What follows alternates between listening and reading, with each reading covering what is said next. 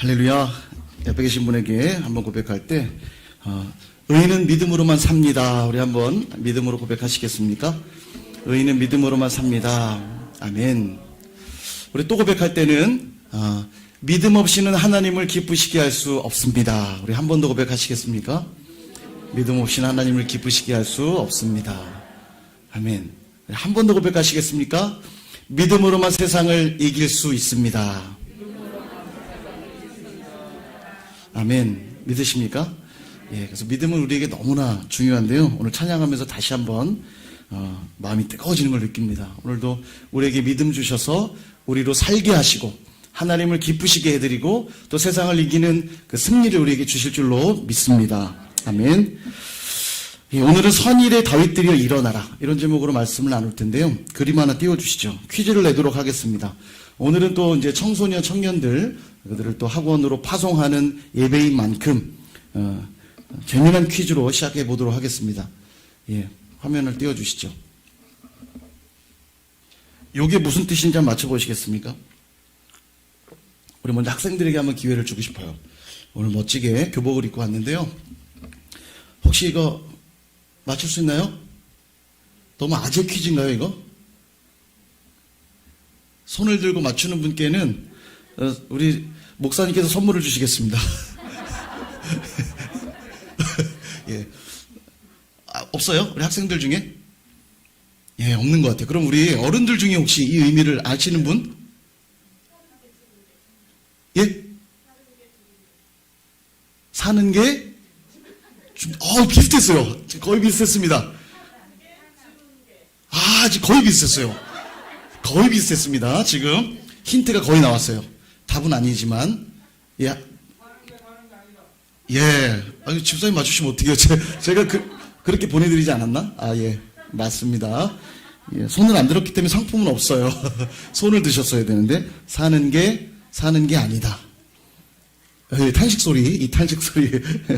예, 이해가 되세요, 이제? 사는 게 아니다.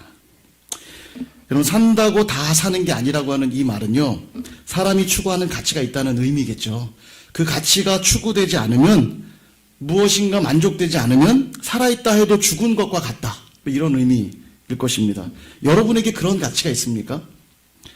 못 먹고 못 자고 못 입어도 나를 행복하게 하는 것, 반대로 잘 먹고 잘 자고 잘 입어도 불행하다고 여기는 것. 제가 이제 그 가요 한 구절을 좀 적어왔는데 우리 청소년 청년들이 공감할 만한 노래라고 생각하고 적고 보니까 이 노래가 우리 아이들보다 나이가 더 많을 것 같은 생각이 지금에서야 드네요. 그래도 한번 유명한 노래니까 제가 가사를 한번 읊어보겠습니다. SG 워너비란 이 가수의 살다가 라고 하는 가사인데요. 살아도 사는 게 아니래. 너 없는 하늘에 창 없는 감옥 같아서 웃어도 웃는 게 아니래. 초라해 보이고 우는 것 같아 보인대. 사랑해도 말 못했던 나, 내색조차 할 수 없던 나 잠이 드는 순간조차 그리웠었지. 살다가 너 힘들 때 나로 인한 슬픔으로 후련할 때까지 울다가 너 지칠 때 정 힘들면 단 한 번만 기억하겠니? 나 살다가. 예. 어떤 의미일지 이렇게 감이 오시죠?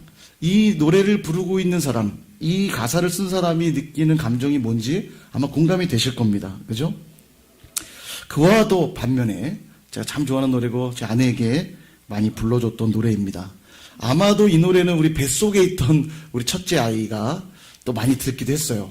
네, 이 노래 우리 천민찬이라는 분이 부른 공주님이라고 하는 노래예요. CCM인데 공주님은 이제 예수님을 의미하기도 하거든요. 근데 그 노래가 이렇습니다.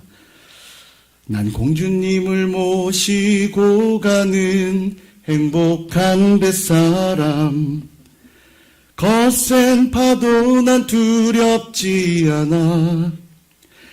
난 안 먹어도 배고프지 않아요. 그저 뵐 수만 있다면 부디 이 여행 끝까지 함께 해줘요.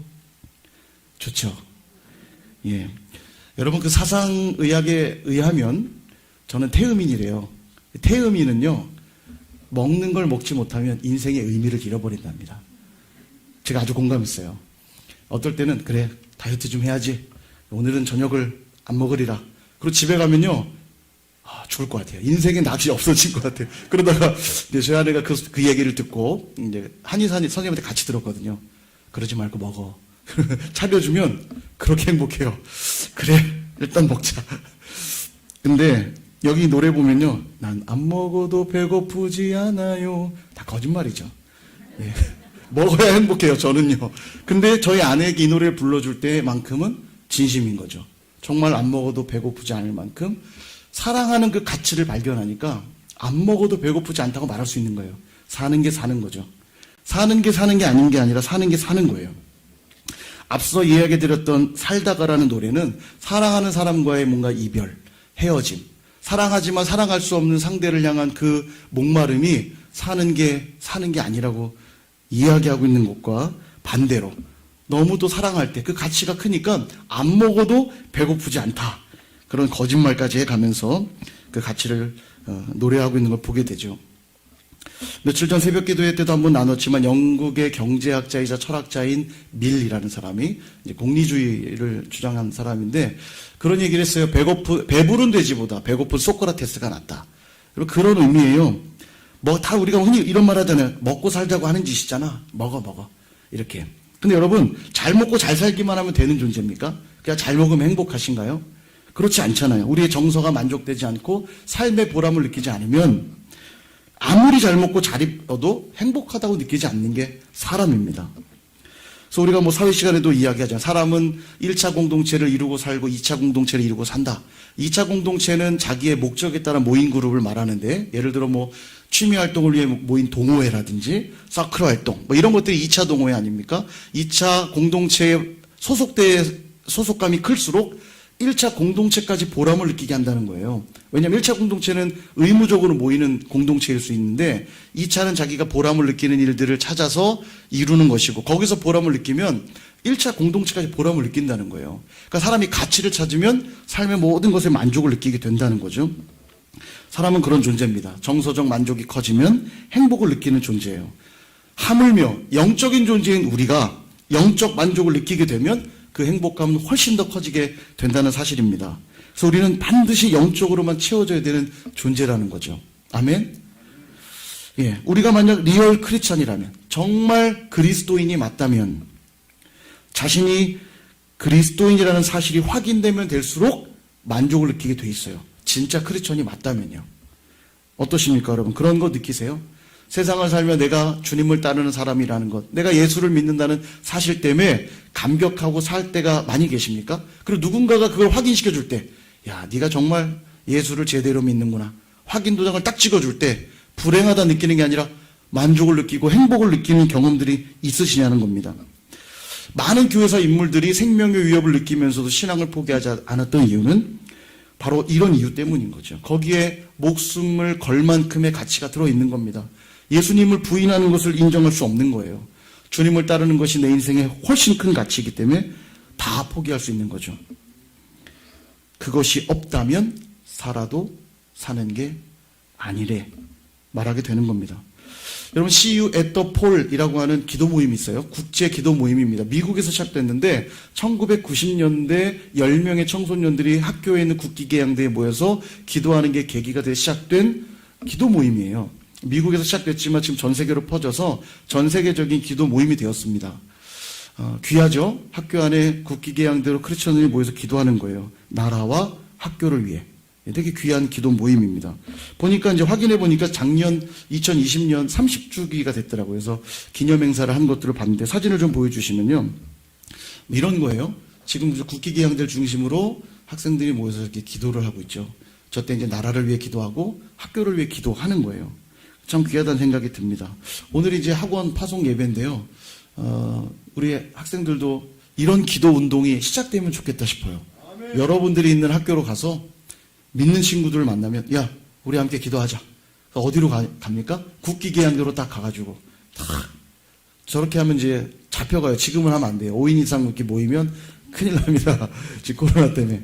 근데 중요한 건 뭐 국기개항이든 모이든 뭐가 됐든 기도 모임들이 학교 안에 생기는 건 참 귀해요. 저도 기억하는 게 중학교 때 친구가 너 소식 들었어? 뭘? 그랬더니 학교에 기도 모임이 있대.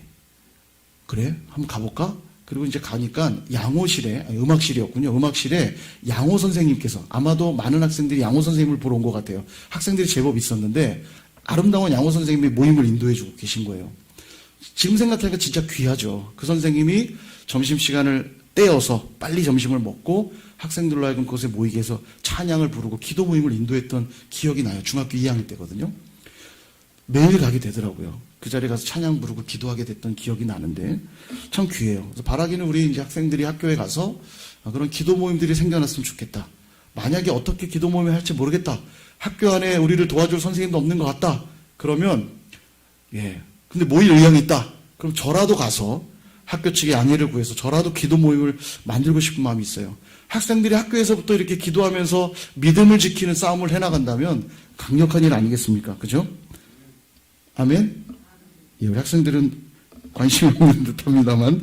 근데 여러분, 한 번은 이런 일이 있었습니다. 미국 미네소타주에 있는 한 학교에서 총기 사고가 벌어졌어요. 이 학생이, 총기 사고를 일으킨 이 학생이, 히틀러 추종자였어요. 나중에 밝혀지길. 히틀러 생일날 총기 사고를 일으킨 거예요. 근데 어떤 일이 벌어지냐면 교실에 들어가서 한 여학생이 가서 총구를 겨누고 이렇게 말한 거예요. Are you Christian? 물어본 거예요. 너 크리스찬이야? 그 말은 크리스찬이면 내가 너 죽일 거야 라는 말이죠.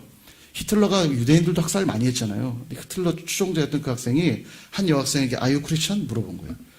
그 이 여학생이 뭐라고 답했을까요? 크리스찬이라고 그러면 죽잖아요. 근데 이 여학생이 뭐라고 대답했냐면 Yes, I am. I'm Christian. 대답한 거예요. 나 크리스찬이라고. 그리고 총을 쏜 겁니다. 이 여학생이 죽은 거예요. 즉사한 거죠. 그 자리에서. 충격 안 받으실 줄 알았습니다. 다들 그 정도 총구 들이대면 그냥 고백하고 죽으시죠? 예. 아유, 역시 선입교 수준은 상당히 높아요. 뭐 이렇게 나와야 되는데, 그렇지. 그 정도는 뭐, 우리 해야지. 예. 역시 믿음이 좋으세요. 이 충격적인 일로 인해 학교가 발칵 뒤집힙니다. 총기 사고 자체도 발칵 뒤집힐 일이었는데 이 학생의 크리스찬의 고백으로 죽은 일이 충격적인 사건이 된 거죠. 미국은 아시다시피 기독교 국가 아닙니까?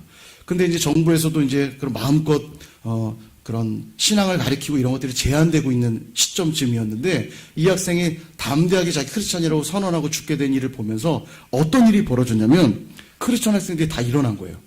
그리고 무슨 일이 벌어졌냐면 야, 다 국기계행대로 모여. 이렇게 된 거예요. 국기계행대로 모여서 탁 둘러싸서 손을 잡고 학교와 나라를 위해 기도하기 시작한 겁니다. 그리고 우리도 쏴서 죽여봐. 우리도 크리스찬이니까 우리도 죽여봐. 왜냐하면 국기계양대 자체가 오픈된 공간이잖아요.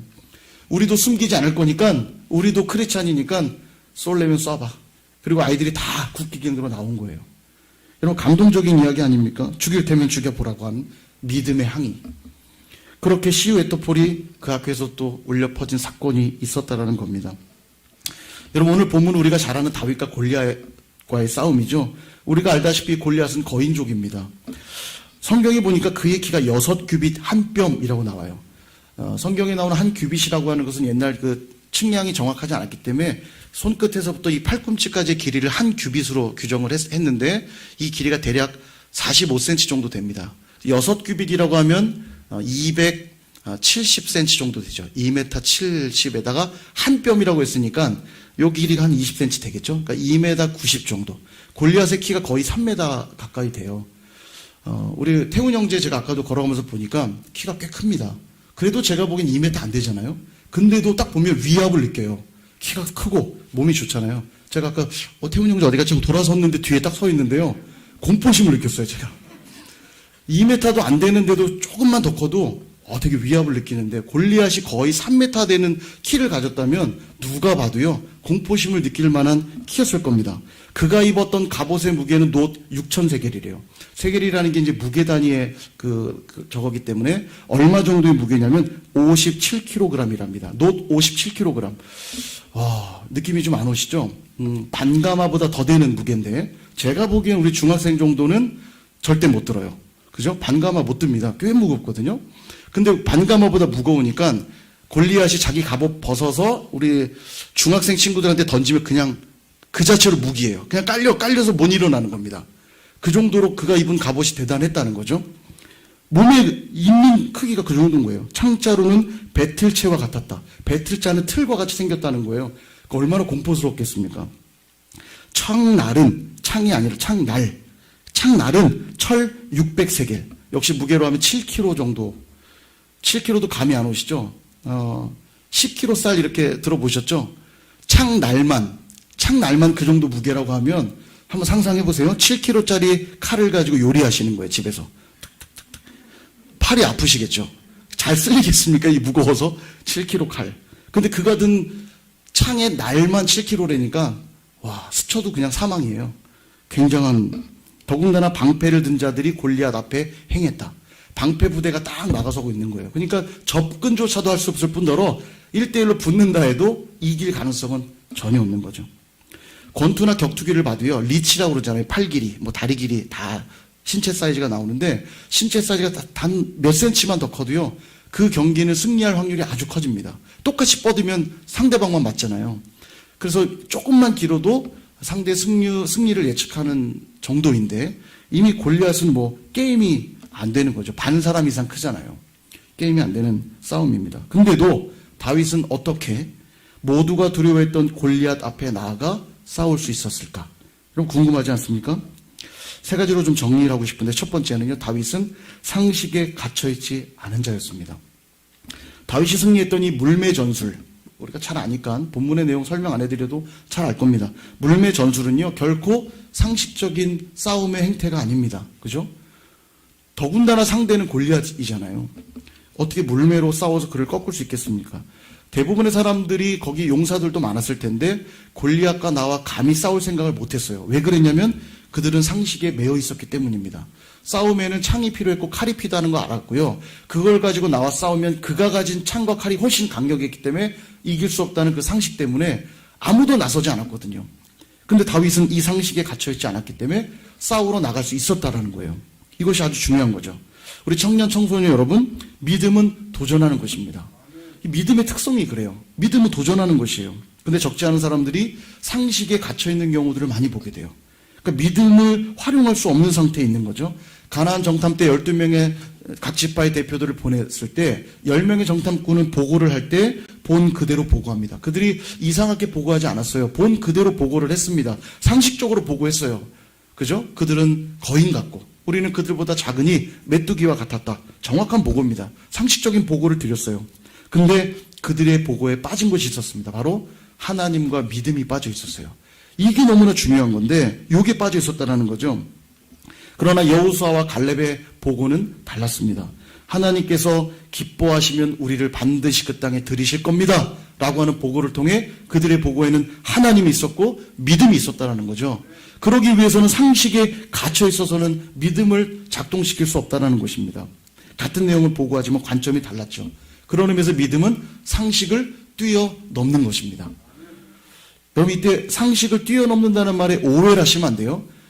몰상식이나 비상식을 말하는 게 아닙니다. 이걸 착각하신 분들이 귀신 내쫓는다고 막 패는 거예요. 막 패가지고 사람 죽이는 일들이 뉴스에 가끔 나오죠. 막 정말 쌍욕이나 쌍욕은 막 다 해붙이면서 비인격적인 언사로 막 하는 행동들, 비이성적인 행동들을 보이는 것이 마치 믿음인 양 착각하는 경우들이 있다는 거예요. 어떤 가정은 제가 이런 뉴스도 봤어요. 믿음으로 아이들을 키울 거라고 아이들을 집에 가둬놓고 학교도 안 보내고 가둬놓고 막 이상한 방법으로 아이들을 키우는 그런 뉴스들도 저는 보았습니다. 전혀 상식적이지가 않죠. 근데 믿음은 상식을 뛰어넘는다는 말이 이런 비상식이나 몰상식을 말하는 게 아니라는 거예요. 그럼 뭐냐? 믿음은 초상식이라는 거예요. 초상식. 상식을 바탕으로 한 그 너머에 있는 세계를 바라보는 것. 이게 믿음이라는 거죠. 여러분 이처럼 믿음은 도전이고 또 도전하는 믿음이어야만 합니다. 그래서 성경은 이렇게 우리에게 말씀하세요. 우리 이 말씀 같이 한번 볼 텐데 빌립보서 4장 13절 말씀을 같이 한번 믿음을 가지고 읽어보도록 하겠습니다. 시작. 내게 능력 주시는 자 안에서 아멘. 여러분 너무 유명한 말씀인데요. 믿음의 사람들은 이 말씀을 가슴에 정말 새겨야 됩니다. 왜냐하면 항상 믿음은 상식을 뛰어넘는 무엇인가를 요구해요. 거기에 갇혀있으면 아무것도 못한다는 거죠. 두 번째는 다윗이 가진 믿음은 지식이 아니라 체험이었습니다. 골리앗과 싸운 일은 평생 처음 있는 일이었는데 그렇다고 그가 한 번도 싸워본 적이 없는가? 그건 아니었어요. 골리앗 앞에 담대히 나갈 수 있었던 이유가 있었는데, 그게 뭐냐면 이미 그는 곰과 사자와 싸워본 경험이 있었기 때문에 골리앗 앞에 나갔다는 거죠. 굉장히 중요한 원리입니다. 곰과 사자와 싸워봤기 때문에 골리앗과 싸울 수 있었던 것처럼 저와 여러분도 오늘 믿음으로 싸워보는 경험이 있지 않으면요, 내일의 성장은 없다는 거죠. 내일의 승리는 약속되어 있지 않다는 것입니다. 오늘 내게 주어진 삶에서 내게 주어진 곰과 사자 앞에서 믿음으로 싸워보는 경험이 반드시 필요하다는 거예요. 우리 청년, 청소년들 이 사실을 꼭 기억하셔야 됩니다. 그래, 나중에 어른 되면 나 열심히 믿어야지. 어른 되면 내가 뭔가 믿음 생활 제대로 해야지. 이런 생각하면 안 돼요. 그 믿음 생활은 지금 이 순간부터 시작해야 돼요. 여러분이 보내지는 그 학교와 학원에서부터 믿음으로 살아내는 경험들이 있어야만 어른이 되었을 때 다윗과 같은 골리앗을 만났을 때 그들을 쓰러뜨릴 수 있는 놀라운 믿음의 사람이 된다는 것입니다. 여러분, 돈이 아무리 많아도요, 쓴 돈만 내 돈입니다. 그죠? 지식이 아무리 많아도 사용할 수 있는 지식만 내 지식이에요. 그죠? 예전에 누가 합주라는 그러는 거예요. 악기가 뭐 이렇쿵 저렇쿵 연주를 그렇게 하면 안 되고 이렇게 연주해야 되고 막. 그러니까 누가 답답하니까 한번 보여주세요. 그랬더니 제가 연주는 할 줄 모르고 그렇게 해야 된다고요. 말하는데 여러분 영향력이 없죠. 듣고 탁구방귀 끼는 거죠. 아이고 우습게 웃기고 있네 뭐 하는 거죠. 여러분, 그런 지식은 진짜 지식이 아니에요. 자기에게 체험되지 않은 지식은 남을 설득할 수도 없고 적을 만났을 때 승리할 수 있는 그런 것이 아니라는 겁니다. 남유다의 왕이었던 8대 왕이었던 요아스, 그리고 10대 왕이었던 우시야, 이 두 왕이 공통점이 있는데 어린 나이에 왕이 됐다는 겁니다. 요아스 왕은 7세의 왕이 됐고요. 우시야는 16세의 왕이 되었어요. 그러니까 정말 어린 나이 아닙니까? 여러분 16세 한번 손 들어 보실래요? 있어요? 없네. 그러면 15세? 없네. 14세? 14세는 2명. 아, 예. 왕이 된 거예요. 여러분 따르고 싶으십니까? 우리 왕님들이라고 생각하면, 예, 정말 어린 나이에 왕 된 거잖아요. 와, 저는, 제가 이제, 어렸을 때, 한 40대 되면 되게 어른이 될 것 같은 느낌 들었는데요. 지금 제가 40대에서 보니까 아직도 애 같아요. 어른들이 너무 많기도 하고, 인생을 아직 알아가 말아갈수록 내가 별거 아니구나. 그 생각이 들어서 아직도 애 같은데, 10대 때 왕이 됐다고 생각해 보십시오. 인생의 경험도 없죠. 배워봤어야 뭘 얼마나 배웠겠습니까? 근데 그런 나이에 왕이 된 거예요. 근데 놀라운 건 이 둘 다 의로운 왕으로 성경이 평가하고 있어요. 둘 다. 그럼 어떻게 의로운 왕이 될 수 있었냐? 보니까 둘 다 공통점이 좋은 멘토들이 옆에 있었습니다. 스가랴, 또 여호야다, 이런 제사장과 선지자들이 그 옆에 있었어요. 그들이 사는 날 동안 그들이 하나님 앞에 온전히 잘 행했다는 거죠. 선한 왕으로 평가받았어요. 근데 문제는 이 멘토들이 왕들보다 먼저 죽습니다. 그리고 나서 말년에 다 좋지가 않아요. 우시야도 요아스도 말년이 아주 별로예요. 뭘 의미할까요? 여러분, 그들이 가졌던 믿음은 적어도 자신의 믿음은 아니었던 거예요. 스가랴와 여호야다 같은 사람들의 믿음이 그들을 살아내게 했을지 몰라도 그들이 죽고 나니까 그 믿음이 자기의 믿음이 아니었기 때문에 흔들릴 수밖에 없고 하나님을 기쁘시게 하는 믿음이 될 수 없었던 거죠. 그래서 여러분, 자신의 믿음으로 체험되지 않는 믿음은 진짜가 아닙니다. 그래서 믿음은 반드시 사건이고 믿음은 반드시 역사예요. 어떤 일인가 일어난다는 거예요. 그러니까 아무런 일어난 경험도 없고 또 어떤 체험들이 없는데 나는 믿음이 있어요라고 말하는 건 어쩌면 그 믿음은 잘못된 믿음일 확률이 크다는 거죠.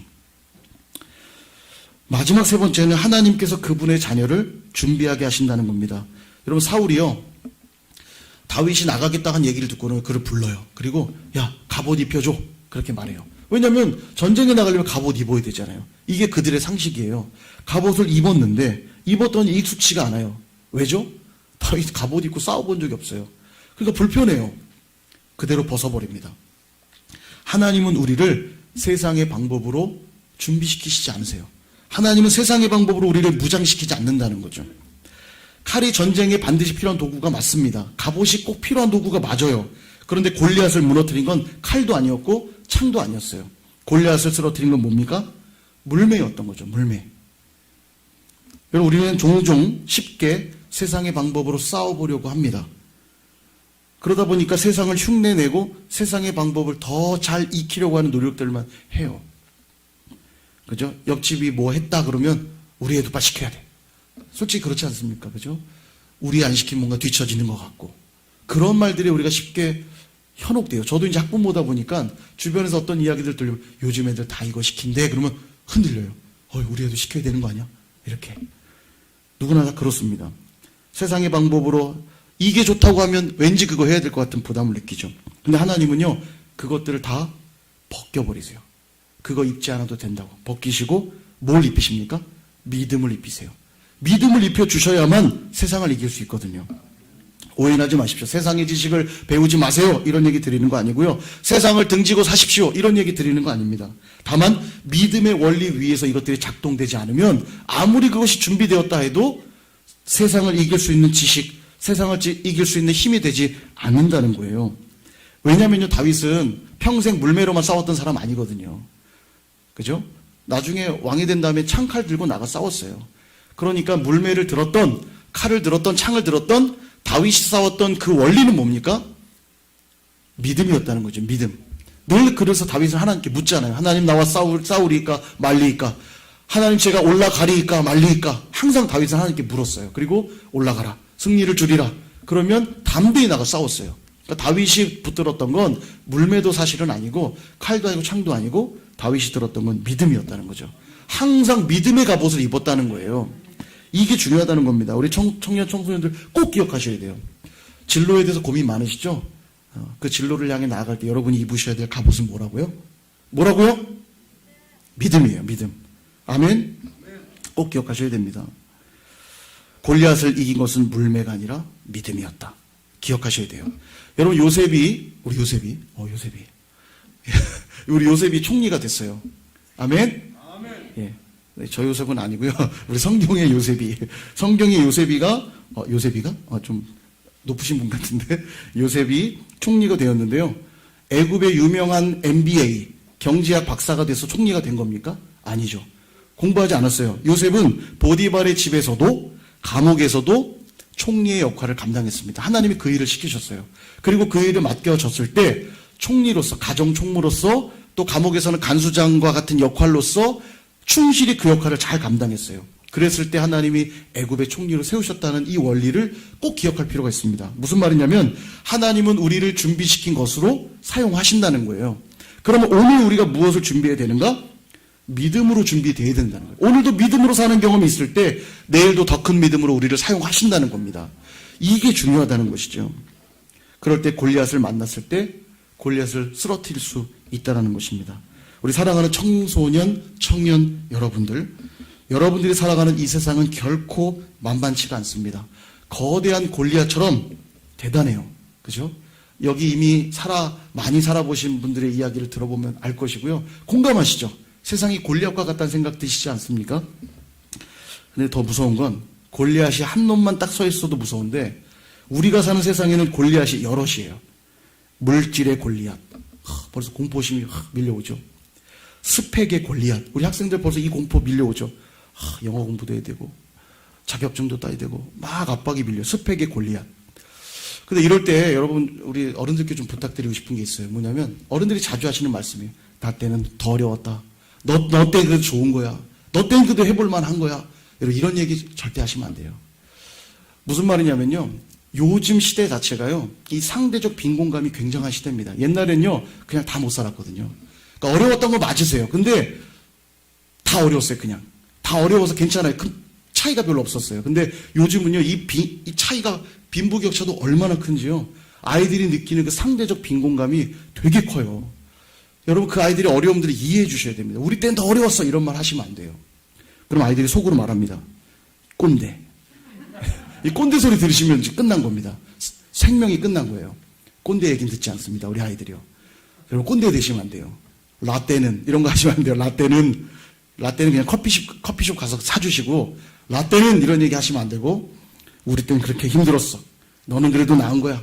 예, 그러시면 안 돼요. 저희들 아이들 정말 힘든 세상에 살고 있어요. 열심히 노력해도요 잘 안 되는 세상에 살고 있다고요. 옛날에는 노력하면 되는 시대라도 있었지만 지금 노력해도 잘 안 돼요. 오죽하면 청년들이요 말하잖아요. 포기하는 세대라고 말하잖아요. 연애도 포기, 결혼도 포기. 왜냐하면 열심히 노력해도 집을 살 만큼 돈이 안 벌리니까. 그래 내가 뭐 결혼할 자격이나 있어. 연애도 포기하고 결혼도 포기하고 자녀를 낳아봐야 키울 능력도 없는데 애 낳는 거 포기하고 M4 세대 막 이런 용어들이 나오는 이유가 청년들이 느끼는 상대적 박탈감이에요. 노력해도 안 된다고 생각하는 거죠. 물론 믿음으로 극복할 수 있습니다, 여러분. 아멘. 어쨌든 그런 골리앗들이 있어요. 집안의 골리앗. 흙수저가 어쨌느니 금수저 어쨌느니 난리잖아요. 이거 되게 중요해요. 옛날에는요, 개천에서 용 난다는 속담이 있었는데 이 속담이 지금은 없어졌다고 그러죠. 개천에서 용이 안 납니다. 강남에서 용이 나고요. 그러니까 돈 있는 집안에서 좋은 대학 가고요. 돈 있는 집안에서 좋은 직장 가고요. 돈 없는 집안은 계속 가난하고 점점 더 가난하고, 이번 코로나를 겪으면서 최근 통계 자료를 보니까 빈부격차가 더 몇 배로 커졌다고 그래요. 재밌죠? 모두가 어려운 줄 알았더니 돈 있는 자들은 돈을 더 벌었대요. 그러니까 없는 자들이 돈이 다 글로 간 거죠. 이게 얼마나 충격적인 얘기예요. 점점 빈부의 격차는 켜지고요. 내 집안이 어떠냐가 이제 인생을 결정하는 게 돼버렸어요. 저는 우리 아이들에게 그래서 그런 점에서 미안해요. 야, 물려줄 것도 없고. 근데 믿음의 눈으로는 저는 해볼 만하다고 생각해요. 저는 아이들에게 믿음의 갑옷을 입혀주려고 합니다. 관계의 골리앗.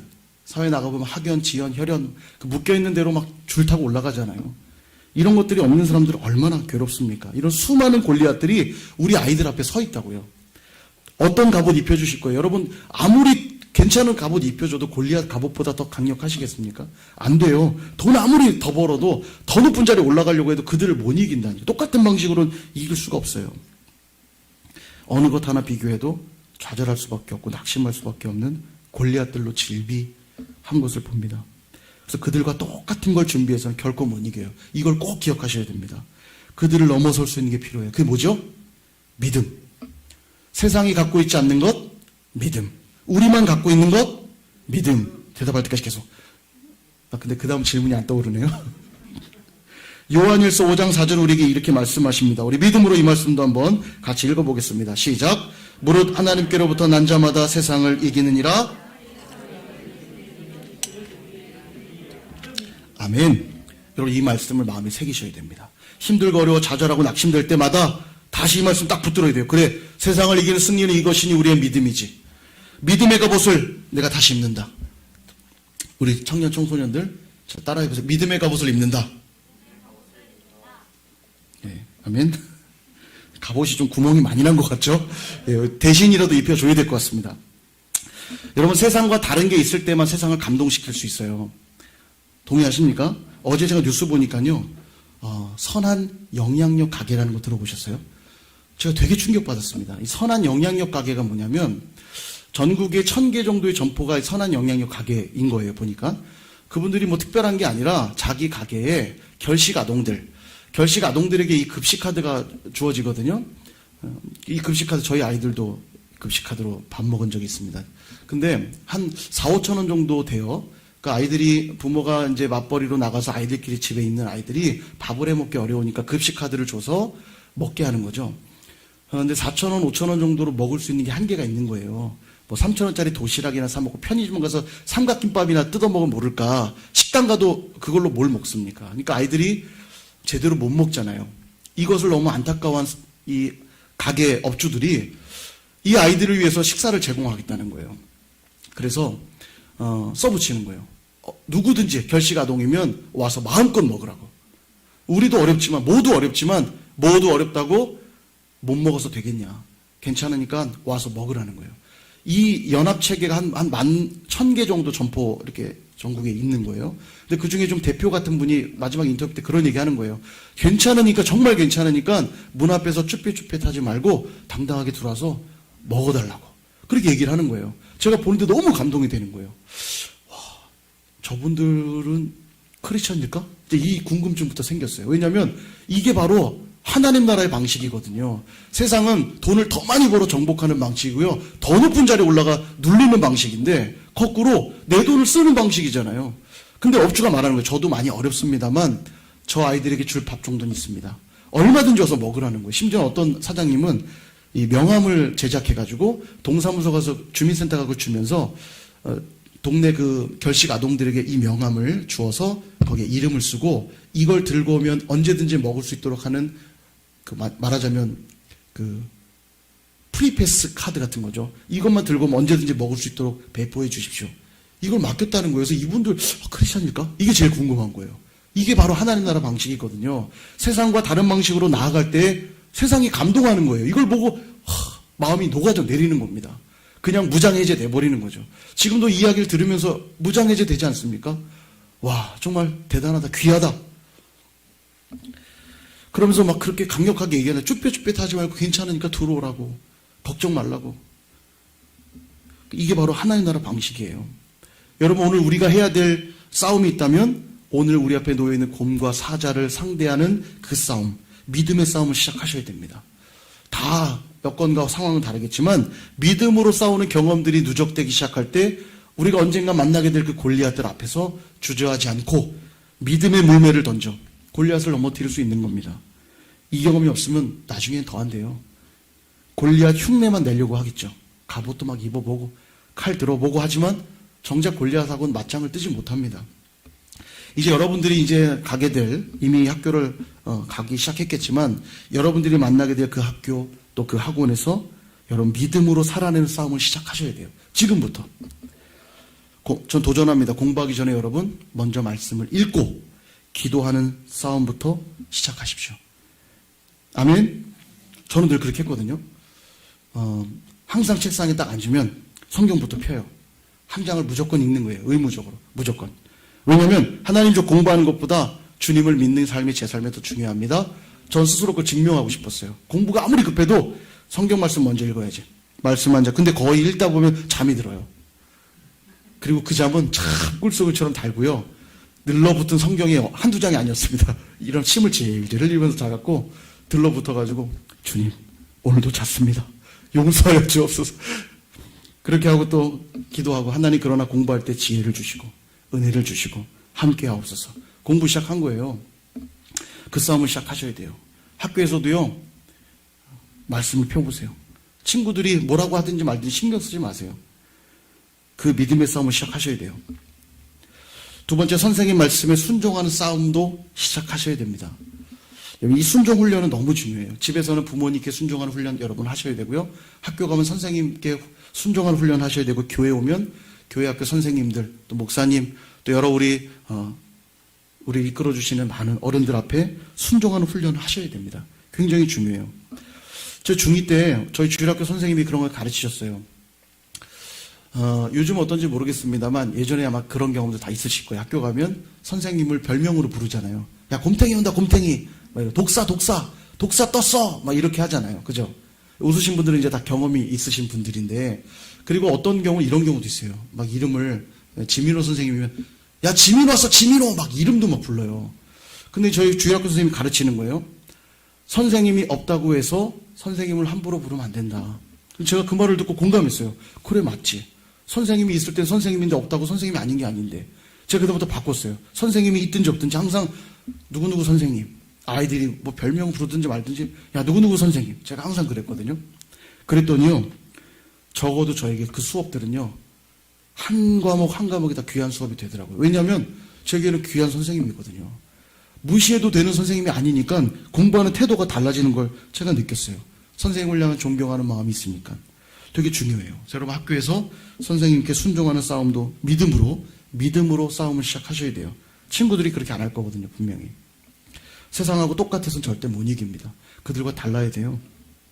학교와 학원이 내 인생을 책임져 주지 않고 하나님이 내 인생을 책임져 주신다고 하는 그 믿음으로 예배하는 삶을 결코 소홀히 여기지 않는 그 싸움을 또 시작하셔야 됩니다. 저는 이제 고3 때요. 고3은 어려운 때잖아요. 중요한 때고. 이제 수능 시험을 앞두고 있고, 특별히 그해 여름에는 더더욱 방학, 보충 수업 절대 빠지면 안 돼요. 빠지면 선생님 선포하세요. 이번에도 보충 수업 빠지려고 하는 사람들 각오해라. 가만히 안 둔다. 뒤지게 맞을 줄 알아. 선언을 딱 해요. 그래서 저는 수련회 가야 되거든요. 딱 처음부터 찾아가요. 선생님, 저는 교회 수련회 가야 됩니다. 맞을 각오가 그걸 가는 거죠. 근데 놀라운 건요. 절대 안 때려요. 예. 죽기를 각오한 사람은 살아요. 뺀질 혹시 나도 갈 수 있을까 이런 사람은 잘 못 가는데요. 죽기를 각오한 사람은 안 죽습니다. 저는 가서 얘기해요. 선생님, 공부도 중요하지만 수련회 가야 되거든요. 예. 그리고 저만 갔어요. 아무도. 교회 가는 사람 거기 많을 거 아니에요, 학생들이요. 저만 수련회 가는 겁니다. 제 인생이 망한 것 같아 보이세요? 그때 그 보충 수업 며칠, 3일, 4일 빠진 것 때문에 제 인생이 망한 것 같아 보이십니까? 저 대학도 들어갔고요. 할 거 다 했고. 저 심지어 수능 3일 전에도 교회 문학의 밤 행사 가서 했습니다. 교회 사는 게 너무 좋아서. 마음은 좀 떨렸지만, 이래도 되나? 이러면서 하긴 했지만, 문학의 밤 행사도 참여했어요. 교회에서 이렇게 모이고 함께 하는 게 너무 좋아서, 수능을 앞두고도 물론 저희 부모님 몰래 갔습니다. 예. 근데 저 대학도 다 진학했고요. 제 인생에 아무런 문제 없이 여기까지 저 잘 왔습니다. 하나님 붙드는 인생을 하나님 결코 내버려 두지 않으세요. 이 싸움을 지금부터 시작하셔야 돼요. 나중에 대학 가면 나 열심히 할게요. 그 사람 절대 안 해요. 왜냐? 더 힘들고 어려운 때도 안 했는데 상황이 나아진다고 하겠어요? 더 안 하죠. 너무 당연한 얘기예요. 여러분 꼭 이 싸움 하셔야 돼요. 혹시 학교에 갔는데 기도 모임이 있고 뭐 예배 모임이 있다? 거기 꼭 가셔야 돼요. 가서 기도하고 예배하세요. 저 그래서 고등학교 때도 전 기독교반 활동했는데요. 너무 좋았어요. 저희 그 수학 선생님, 장로님이셨는데 진짜 설교는 진짜 무슨 말 하는지 하나도 모르겠는데 너무 감사한 거예요. 매주 그 저녁 시간에 오셔가지고 일주일에 한 번씩 예배 드렸거든요. 목요일 저녁에. 머리 크하신 정말 정년퇴임 얼마 안 앞둔 그런 수학 선생님이셨는데 너무 감사하더라고요. 이렇게 와서 학생들을 위해 기도해 주시고 말씀도 전해 주시고 제가 그 예배하면서 얼마나 좋았는지 학교 생활이 더 즐거워지더라고요. 그렇게 기독교반 활동을 하니까. 사랑하는 학부모 여러분, 또 여러 인생의 선배님들 여기 많이 계시잖아요. 자녀들에게 또 후배들에게 물려줘야 될 것이 있습니다. 바로 믿음이에요. 믿음. 다른 거 물려주시지 마시고요. 믿음 물려주셔야 됩니다. 그들에게 정말 필요한 것은 갑옷도 아니고요. 칼과 창과 단창 이런 것들이 아닙니다. 이것저것 주기 위해 애쓰지 마세요. 정말 그들에게 필요한 건 뭐냐면 다윗이 들었던 그 물매. 더 중요한 것, 다윗이 들었던 만군의 여호와의 이름. 만군의 여호와의 이름으로 내가 나아가노라 고백했던 그 믿음. 여러분 그것을 붙들 수 있도록 이 아이들에게 그 믿음을 물려주실 수 있기를 바라요. 그것들을 준비시켜 주시기를 바랍니다. 믿음의 삶을 오늘부터 연습할 수 있도록 아이들에게 기회를 주시고 또 그렇게 살 수 있도록 격려해 주셔야 돼요. 꼭이요. 꼭이요. 주일날 예배 안 드린 건 가볍게 넘어가면서 학원 빠졌을 때 막 쥐잡듯이 혼내는 부모님들 계세요. 그러시면 안 돼요. 아이들이 어떤 메시지가 들어가냐면 그래 예배보다 학원 가는 것이 훨씬 중요하구나. 세상을 이기려면 교회 다니는 걸로는 불가능하구나. 이런 메시지가 그냥 들어가는 겁니다. 아이들이 갖고 싶어하고 쓰고 싶어하는 돈은 마음껏 쓰게 해주면서 하나님께 드리는 헌금에 대해서 각박한 모습 보여주시면 안 됩니다. 하나님께 드리는 건 아까운 일이고 나를 위해 쓰고 우리의 필요에 쓰는 것이 훨씬 중요한 거라는 메시지를 주셔서는 절대 안 되는 거죠. 자기 개발에 사용하는 시간 그것에 대해서는 쉽게 용납해 주면서 주변 친구들을 챙기고 돌보는 모습. 저희 어머니 그랬어요. 저희 어머니. 아무나 사귀지 마라. 도움될 친구들만 사귀어라. 이런 얘기 해주셨어요. 제가 어려서는 정말 그런 줄 알았는데 좀 크고 보니까 믿음 없는 얘기예요. 이게. 그렇잖아요. 그죠? 그래서 저 어머니 다 좋은데 제 그거는 좀 정정해야 될 것 같아요. 저 어머니 그건 아니야. 예, 그건 아니에요. 주변에 어려운 친구들 찾아가 도와주고 이런 모습 보면 정말 격려해 주셔야 돼요. 잘했다. 너가 한 일이 정말 귀한 일이야. 아까 선한 영향력 가게 얘기도 했지만요. 그런 모습들이 있을 때 세상은 감동하고요. 마음을 열고 두 손 들어들고 항복해요. 못 이깁니다. 그렇게 나오는 사람이요. 내 거 퍼주는 사람 못 이겨요. 왜냐하면 세상은 더 가지려고 하는 곳이거든요. 부모들과 선배들이 이런 가치를 심어주기 시작할 때 아이들은 믿음의 중요성을 배우게 될 것입니다. 그리고 그 결과는 늘 골리앗에게 끌려다니는 모습이 아니라 골리앗을 넘어뜨리는 모습이 되는 거죠. 여러분 골리앗에게 늘 끌려다니는 자녀가 되기를 원치는 않으시죠? 그렇다면 믿음을 물려주셔야 돼요.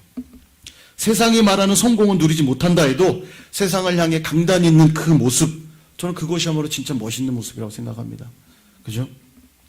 다시 한번 도전합니다. 우리 청년, 청소년 여러분들을 학교로 파송합니다. 그곳에서 반드시 믿음으로 싸워 이기십시오. 그리고 여러분 복음을 그렇게 드러내다 보면 친구들이 여러분 주변에 모일 거예요. 그들에게 뭘 해야 되죠, 여러분?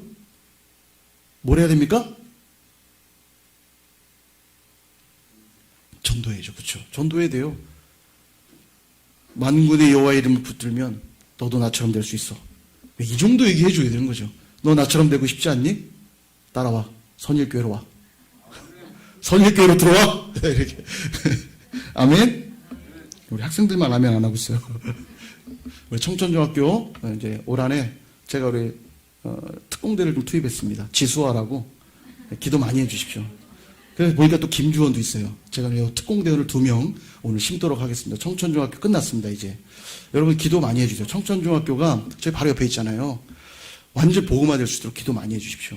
저 두 사람이 일당백하면 가능합니다. 저 이제 올해 청소년부 100명 100명? 아멘? 믿음이 없어요. 아멘? 예, 아멘. 주님이 책임 묻지 않으니까 그냥 아멘 하시는 거예요. 아멘? 아멘. 예. 다른 분들은 제가 학교를 몰라서 요셉이도 참 귀해요. 기대가 됩니다. 믿음으로 싸워서 골리앗과 이기십시오. 당당히 그들에게 복음을 전하시고 하나님의 영광을 좀 드러내십시오. 그럴 때 여러분들을 통해 만군의 여호와 이름이 높임을 받게 될 것이고 그분이 증거되게 될 것이고 많은 친구들이 주님께 나오게 되는 기적이 일어나게 될 줄로 믿습니다. 아멘.